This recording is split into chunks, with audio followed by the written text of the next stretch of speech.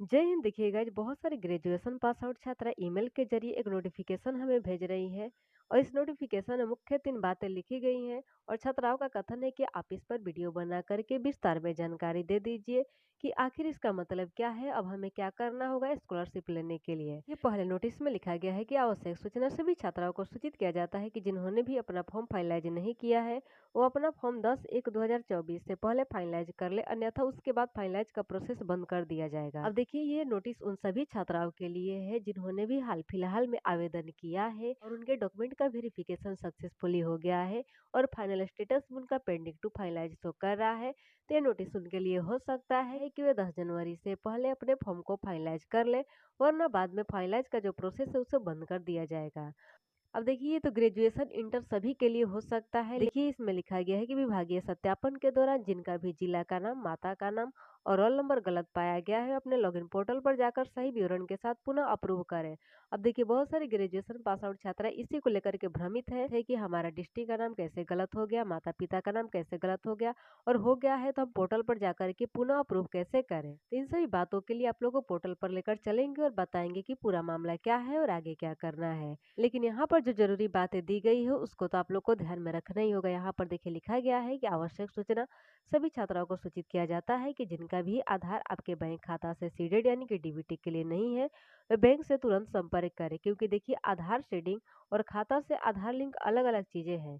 आप लोगों को वीडियो में हमारे द्वारा बताया गया है कि आधार लिंक का मतलब है कि जब आप लोग बैंक में खाता खुलवाने जाती हैं तो आप लोगों से आपका आधार नंबर लिया जाता है और आपके बैंक अकाउंट के साथ लिंक कर दिया जाता है। इससे फायदा ये होता है कि आप लोग अपने आधार कार्ड से कहीं भी कभी भी पैसा निकाल सकती हैं। लेकिन रही बात सीड की, तो आपका आधार नंबर एक समय में किसी एक ही बैंक अकाउंट के साथ सीड हो सकता है। और डीबीटी का फुल फॉर्म होता है डायरेक्ट बेनिफिट ट्रांसफर, यानी कि जिसके थ्रू आप लोग का स्कॉलरशिप आप लोग के बैंक अकाउंट में आएगा।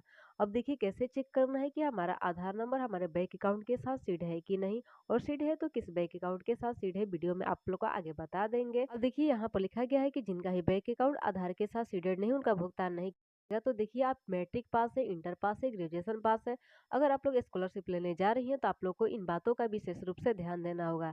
लेकिन रही बात ये अप्रूव करने की, तो आखिर इसका मामला क्या है, चलिए आप लोग को वेबसाइट पर ले चलते हैं और चेक करके बताते हैं कि आगे क्या करना होगा। अब देखिए, मेधासॉफ्ट के ऑफिशियल वेबसाइट पर आ गए हैं। इस वेबसाइट पर कैसे आना है, वेबसाइट का लिंक आप लोग को डिस्क्रिप्शन में मिल जाएगा, वहां से क्लिक करके आप लोग डायरेक्ट वेबसाइट पर आ सकती हैं। अब देखिए, यहाँ पर कई सारे लिंक दिए गए हैं, लेकिन हमारे द्वारा कई वीडियो में बताया गया है कि ग्रेजुएशन स्कॉलरशिप के लिए आप लोग को क्लिक करना होगा। यहाँ पर देखिए लिखा गया ना कि मुख्यमंत्री बालिका स्नातक प्रोत्साहन योजना 2022 for university and department login only. तो इसी पर आप लोगों को क्लिक करना होगा। तो चलिए हम चेक करके देख लेते हैं कि यहाँ पर नोटिस आया भी है या जो नोटिस वायरल हो रहा है फेक है। तो देखिए, यहाँ पर इम्पोर्टेंट नोटिस तो कई सारे दिए गए हैं, लेकिन जो नोटिस वायरल हो रहा है उसमें से केवल एक ही नोटिस यहाँ पर दिखाई देगा, जो कि है बैंक आधार सीडिंग वाला मामला। लेकिन बाकी का जो 2 नोटिस है जिसमें जिक्र किया गया है फाइनलाइज को लेकर के, अप्रूव को लेकर के, उसका तो यहाँ पर कहीं जिक्र नहीं किया गया है। तो क्या वो नोटिस फेक है? तो जी, वो नोटिस फेक बिल्कुल भी नहीं है। वो नोटिस 100% रियल है। वो भी दिखा देते हैं कि वो कहाँ पर डाला गया है। तो यहाँ से बैक कर लेते हैं। अब देखिए, यहाँ पर है इंटर के लिए और यहाँ पर लिखा गया है कि अप्लाई फॉर ऑनलाइन 2023। बेशक रजिस्ट्रेशन क्लोज कर दिया गया है, लेकिन यहाँ पर आप लोग को क्लिक करना है चेक करने के लिए। देखिए, जो नोटिफिकेशन वायरल हो रहा है उससे रिलेटेड यहाँ पर आप लोग को नोटिफिकेशन मिल जाएगा। इससे स्पष्ट होता है कि जो भी नोटिस वायरल हो रहा है जिससे छात्राएं भ्रमित है कि हमें क्या करना होगा, तो उनको रिप्लाई मिल गया होगा कि आपके लिए नहीं है, ये इंटर के लिए है, आप लोग बेफिक्र रहिए। लेकिन हाँ, जिनका भी यूजर आईडी एंड पासवर्ड आ गया है उनसे हम रिक्वेस्ट करेंगे कि वो अपने फॉर्म को फाइनलाइज कर ले समय रहते। अब चलिए आप लोग को इम्पोर्टेंट बात बता देते हैं जो कि सभी छात्राओं को जानना जरूरी है, और समय रहते इस गलती को सुधार लेना जरूरी है। क्योंकि देखिए, अगर इसमें गड़बड़ी हुई तो 50,000 रुपया अकाउंट में आएगा ही नहीं।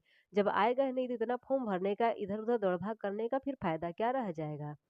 तो देखिए, जो बात हम बता रहे हैं वो बैंक आधार सीडिंग से रिलेटेड है। इसी से रिलेटेड एक और कमेंट आया है, आप लोग देख पा रहे होंगे कि लिखा गया है कि sir please reply, Kanya Utthan Yojana में जो अकाउंट दिए हैं वो आधार सीडेड नहीं है। लेकिन सेम आधार से इंडिया पोस्ट पेमेंट बैंक में खाता है तो क्या payment Indian post payment bank वाले अकाउंट में आ सकता है? जी बिल्कुल। आप फॉर्म अप्लाई करते वक्त कौन सा अकाउंट नंबर दी है उससे बिल्कुल ही मतलब नहीं है, आप लोग का आधार नंबर देखा जाएगा और जिस बैंक अकाउंट के साथ सीड पाया जाएगा पैसा उसी में ट्रांसफर कर दिया जाएगा। और बैंक अकाउंट करंट में एक्टिव है कि नहीं ये आपकी जिम्मेवारी है, क्योंकि करंट में एक्टिव नहीं होगा तो पेमेंट फेल्ड या रिजेक्ट भी हो सकता है। इस बात का भी आप लोग को ध्यान रखना होगा। लेकिन जिनका आधार नंबर किसी भी बैंक अकाउंट के साथ सीड नहीं है उनका पेमेंट होल्ड कर दिया जाएगा, उनके खाते में भुगतान नहीं किया जाएगा।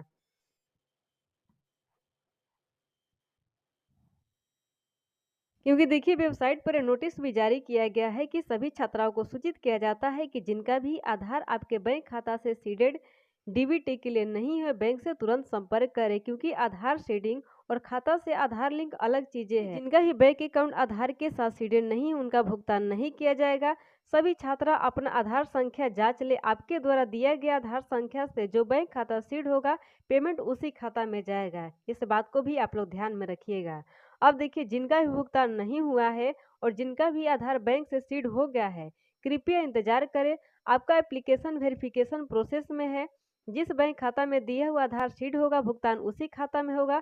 अगर आधार संख्या गलत पाया गया, स्टूडेंट का आधार संख्या नहीं होने पर वेरिफिकेशन के दौरान तो भुगतान रोक दिया जाएगा तथा साथ ही कानूनी कार्रवाई भी हो सकती है। तो इन सही बातों को आप लोग ध्यान में रखिएगा। अभी तक जिनका पेमेंट फंसा हुआ है बैंक अकाउंट से आधार सीड नहीं है वे अतिशीघ्र सीड करा लें। जो भी आप लोग का डाउट था वह डाउट हमारे द्वारा दूर करने का प्रयास किया गया है। अब कैसे चेक करना है कि हमारा आधार नंबर हमारे बैंक अकाउंट के साथ सीड है कि नहीं, और सीड है तो किस बैंक अकाउंट के साथ सीड है, आप लोग इस प्रोसेस को फॉलो करके चेक कर सकती हैं। देखिए पर आना है और यहाँ पर टाइप करना है। आप लोग ध्यान से देखिएगा कि हम क्या टाइप कर रहे हैं।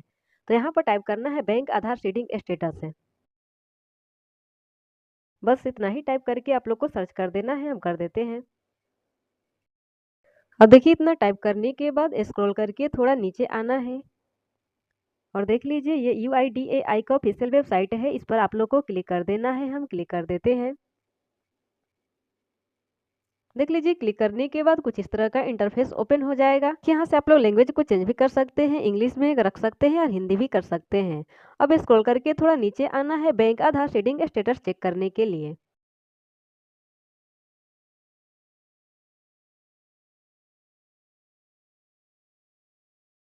यहाँ पर देखिए लिखा है आधार लिंकिंग स्टेटस और यहाँ पर लिखा है बैंक सीडिंग स्टेटस, इस पर आप लोग को क्लिक करना है, हम क्लिक कर देते हैं। देखिए क्लिक करने के बाद कुछ इस तरह का इंटरफेस ओपन हो जाता है और यहाँ पर देखिए लॉगिन का एक ऑप्शन आप लोग को दिख रहा होगा। इस लॉगिन वाले बटन पर आप लोग को क्लिक कर देना है, हम क्लिक कर देते हैं। अब देखिए क्लिक करने के बाद कुछ इस तरह का इंटरफेस ओपन हो जाता है। ऊपर में आप लोग को अपने 12 अंकों का आधार नंबर दर्ज करके कैप्चा फिल करके सेंड OTP पर क्लिक कर देना है। देखिए इंटर आधार पर क्लिक करके आप लोग को अपने 12 अंकों का आधार नंबर दर्ज करना होगा। चलिए हम अपना दर्ज कर लेते हैं। सही से दर्ज करना है, कोई भी स्पेस या डॉट नहीं देना है। तो आप लोग देख पा रही होंगी कि हमने अपने 12 अंकों का आधार नंबर दर्ज कर लिया है। अब जो कैप्चा दिया गया उसको यहाँ पर फिल करेंगे।